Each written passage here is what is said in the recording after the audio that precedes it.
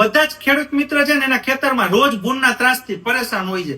હવે રોજ ભૂનના ત્રાસથી પરેશાન હોય ને એટલે રાત ઉજાગરા ના કરવા ને એટલે બધા ખેડૂતો માર્કેટમાં જાય અને એના ખેતર માટે ઝટકા મશીન લઈ આવે. પણ હવે ખેતર જ 5-10 વીઘાનું હોય અને એમાં 15,000, 10,000, 20,000 એવા મોંઘા ઝટકા મશીન લેવાની શું જરૂર છે ખેડૂત મિત્ર?